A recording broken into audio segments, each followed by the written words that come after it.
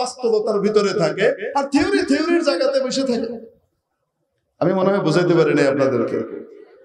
মেরে মুহতারাম দোস্ত, এবার আসেন তো হুজুর এখানে তো বলা হয়েছে 3 বার উত্তর দিছে শিক্ষক, না মানুষ বানর ছিল না, এই কথাটা ঠিক নয়, এটা ভুল।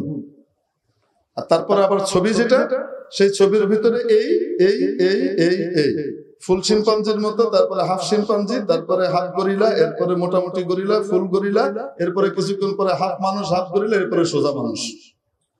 ছবিটা দেখছেন না? দেখেন নাই আপনারা? আচ্ছা, একটা কচি কোমলমতি শিশু যখন এগুলা দেখবে আর বারবার এই বানর তত্ত্বের কথা জিজ্ঞাসা করবে আর শিক্ষক না করবে, তারপরে কি হবে বিষয়টা? এই প্রশ্ন উত্তরের উদ্দেশ্যটা আমাদেরকে একটু বুঝতে হবে। আমাদের দেশে আপনি দেখবেন কিছু মাঝে মাঝে সরকার ধরে কিন্তু যে আসল ডাক্তার নয়, কি ডাক্তার, ভুয়া ডাক্তার আছে না নাই? আবার দেখবেন মাঝে মাঝে সাপের খেলা দেখিয়ে ডিব্বা বিক্রি করে, মনে দেখেন নাই?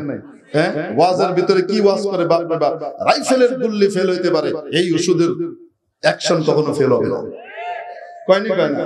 আবার কি চ্যালেঞ্জ করে, কিসের এমবিবিএস, এফসিপিএস, এফআরসিএস, এমডি, কি বলেন না বলেন, 40 বছর ধরে এই ওষুধ বিক্রি করতেছি, 50 বছরের অভিজ্ঞতা, কোনোদিন আজ পর্যন্ত কেউ কথা বলতে পারে নাই, আসলে কেউ চ্যালেঞ্জ করতে চাইলে এরকম কয়নি কয় না? কয় না কেন? এগুলি কুয়েটে দেখবেন ওই যে ডিব্বা ডাব্বা ঠিকই সব বিচারে, কেমনে বেঁচে আল্লাহ জানে। যারা খাড়ায় থাকে তারা জানে যে এগুলাতে কাম হইব না, কিন্তু তারপরেও কেমনে জানে সব কিনে লায়। কন্যা কেন? এটা কিসের জোরে কিনে? ঠিক ঠিক না? ওদিকে বাস্তবের প্রফেসর চেম্বার দিয়ে বসে বেচারা ভালো করে রোগী দেখে, তারপরে দেশের রোগ সারিয়ে কুলাইতে পারতেছে না।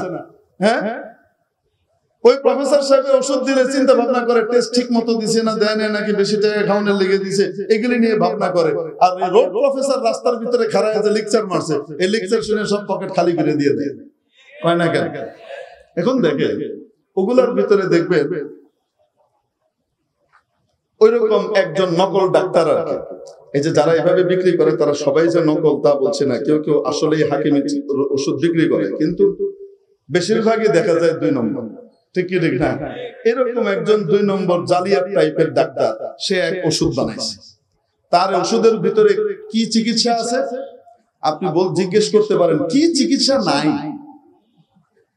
দুনিয়া যত রোগ হইতে পারে, হইছে, আছে, ভবিষ্যতে আবিষ্কৃত হবে, সব রোগের চিকিৎসা তার এই স্বপ্নপ্রাপ্ত ওষুধের ভিতরে আছে।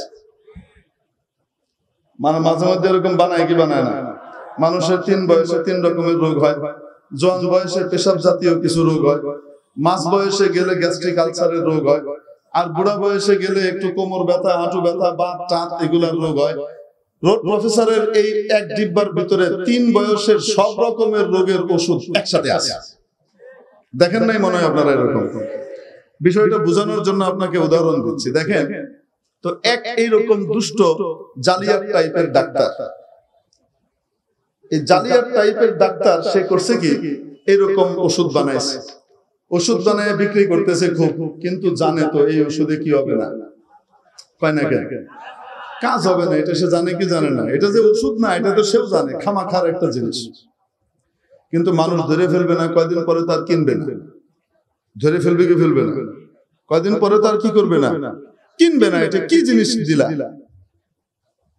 তো এখন ধরা যেহেতু পড়বে, ধরা পড়া থেকে বাঁচার জন্য সে একটা সিস্টেম করছে। সেটা হলো ওষুধ দেওয়ার সময় বলে দেয় যে ভাই এই ওষুধ খাবেন, অব্যর্থ ওষুধ, কি ক্যান্সার, কি এই 4th স্টেজ পার হয়ে গেছে, কোনো চিন্তা করেন না, পৃথিবীর সমস্ত হসপিটাল ফিরিয়ে দিল, এই ওষুধে আপনি ভালো হবেন, মাত্র 1 মাস। কি কয়?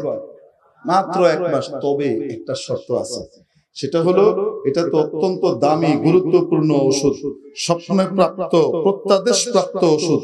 অতএব এই ওষুধের সাথে বান্দরের একটা সংঘর্ষ আছে। অতএব এই ওষুধ খাওয়ার সময় কখনো যেন আপনার মাথায় বানরের কল্পনা না আসে। যদি বানরের কল্পনা আসে তাইলে কিন্তু এই ওষুধ আর কাজ করবে না। কি বলছে? এই ওষুধ খাওয়ার সময় ভুলেও কার কল্পনা আসতে পারবে না? বানরের কল্পনা আসতে পারবে না। যদি বানরের কল্পনা আসে তাহলে আর এই ওষুধ কাজ করবে। বুঝতে পারছি? এখন বলেন তো দেখি, এই ওষুধে তো এমনিই কাম করে না, ও নিজের পিঠ বাঁচানোর ব্যবস্থা করছে এটা দিয়ে। জীবনভর আপনারা যে ওষুধ খাইছেন, কোনোদিন ওষুধ খাওয়ার সময় বান্দর কেন, কুত্তা কেন, কারো কল্পনা আছে? কোনোদিন কেউ ওষুধ খাওয়ার সময় বান্দরের কল্পনা করে? না। কিন্তু পিঠ বাঁচানোর জন্য এই দুষ্ট কি করছে, এই যে নিষেধ করছে, বান্দরের কল্পনা আসতে পারবে না। এখন যখনই মানুষ ওষুধ খাইতে যায় তখনই চিন্তা করে শর্ত তো হইল বান্দরের কল্পনা। এখন যখন বান্দরের কল্পনা আসা যাবে না, এটা যখন মনে হয়, তখন বান্দরের কল্পনা আসে কি আসে না? আইসা যাওয়ার কারণে এখন ওষুধ তো কাজ করে না। বলেন তো দেখি, ওষুধ কাজ করে না কিসের কারণে? বান্দরের কল্পনা আসার কারণে, না আসলেই অকেজো? তো ওই যে ও যে বারবার বলে দিছে খবরদার, এই ওষুধ খাওয়ার সময় আপনার মাথায় খবরদার বান্দরের কল্পনা আসতে পারবে না। এই যে বান্দরের কল্পনা আসাকে না করা হচ্ছে, এই নায়ের উদ্দেশ্য কি? কল্পনা না আসা না কল্পনা আসা? অন্ত দেখি বলা হইতেছে না, কিন্তু উদ্দেশ্য কি? বুঝে আসে নাই? আসে নাই?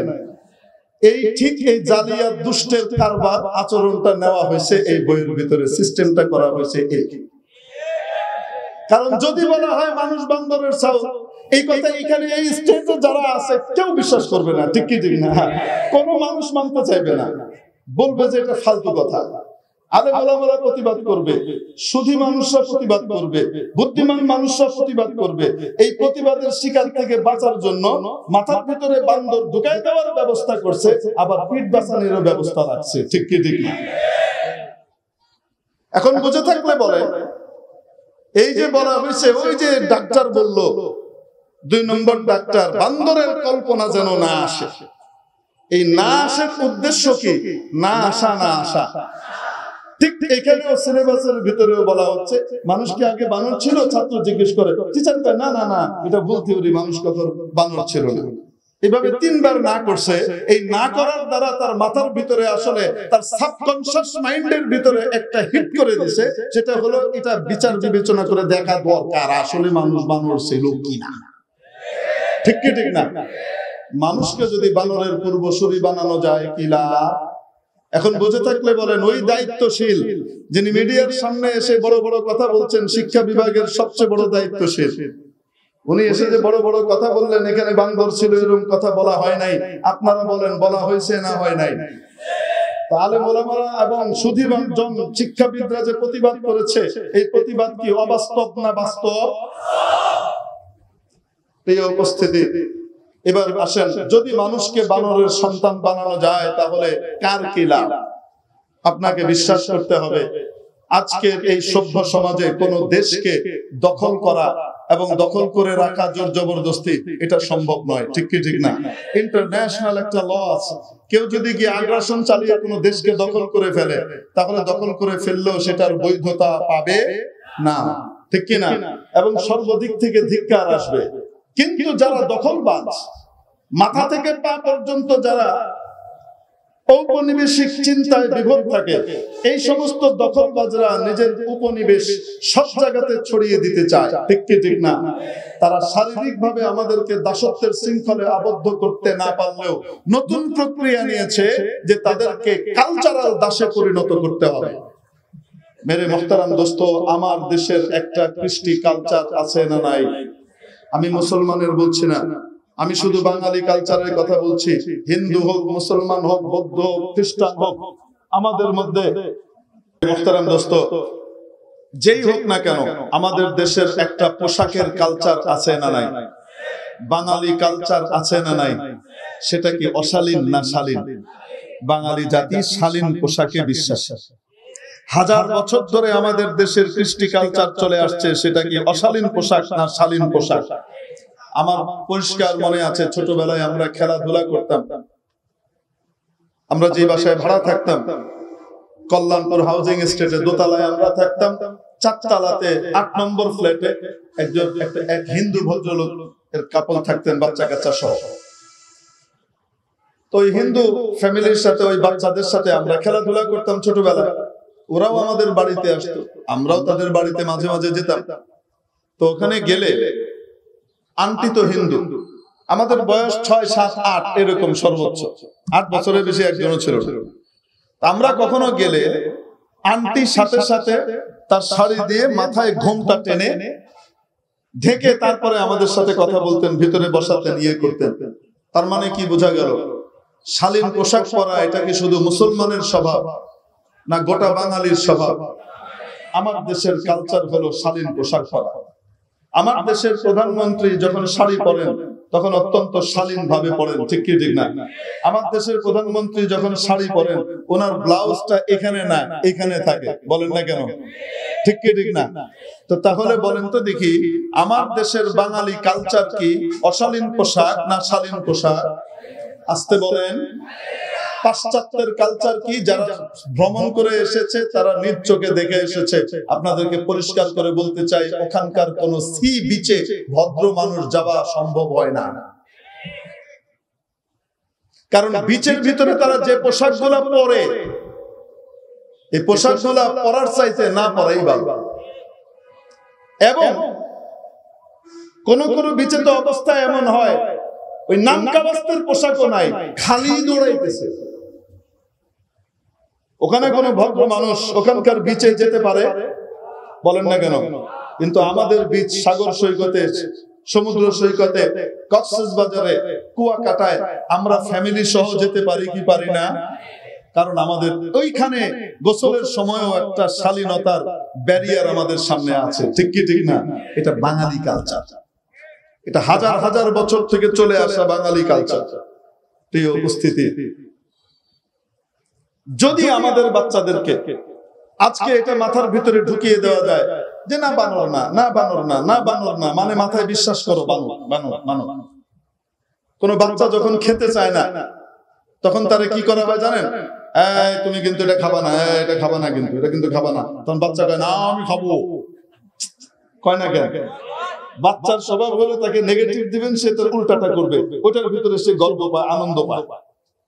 ঠিক এই মেন্টালিটির, এই সাইকোলজিক্যাল বিষয়টা, এই চাইল্ড সাইকোলজিটাকে অ্যাপ্লাই করা হয়েছে।